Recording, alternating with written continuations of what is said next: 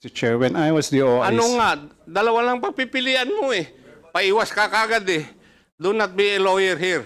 Naman natin yun eh. Pagsisinungalingan nyo pa ako eh. Galing ako dyan. Hi.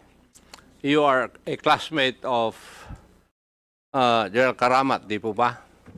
Opo, Mr. Chair. At pwede naman siya ang nakipag-usap sa iyo para mag-issue ka ng order. Tama rin po ba?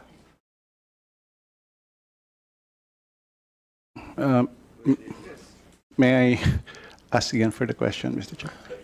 Ang tinatanong ko lang, mag-classmate po kayo. Sinagot mo, oo. O pwede kayong mag-classmate, mag-usap.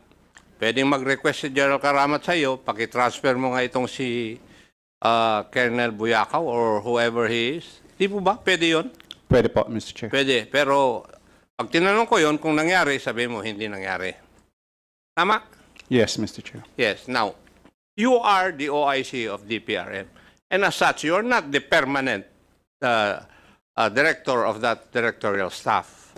And therefore, you must be more meticulous dahil ikaw ay OIC lamang. Would that be correct?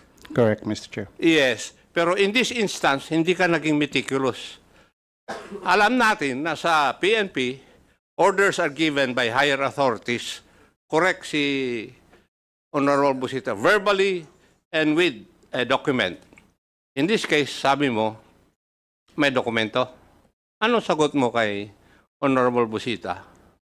Was the order given verbally or documented? Yes, Mr. Chair. When I was the OIC... Ano nga, dalawa lang papipilian mo eh. Paiwas ka kagad eh. Do not be a lawyer here. Alam kong abogado ka eh. Pero ang tanong ko lang sa iyo, ano, verbal o written yung order na binigay sa iyo for you to issue orders to transfer Colonel Buyakaw? The order did not came from... I did not receive any order, Mr. Chair. Why did you sign it? OIC ka. Yes, Bakit? Mr. Hindi ka ba dapat nagtanong? Pwede kang pakainan ng pipirman mo, death sentence mo?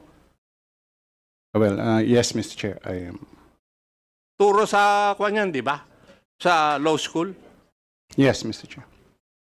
Before you sign or implement anything, mag-imbestiga ka muna kung totoo. And you failed to do that? Yes, Mr. Chair. Yes. Believe din ako sa iyo, pinagtatakbang mo yung boss mo eh. Sino ba chief PNP nun? The current Chief PNP now, Mr. Chair. Yung current, General Romel Marbil, Mr. Chair. si General Marbil. O, pinagtatakpan mo.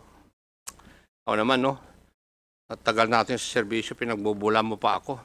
General Bakay, there are only 4 officers above you. Di po ba?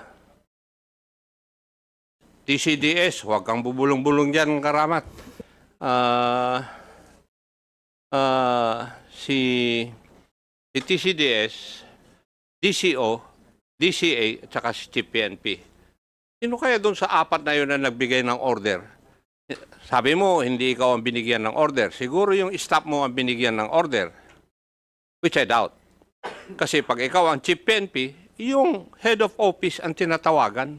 Never yung small Indian. Di ba? Oh. So, 4 lang yung opisyal na superior mo.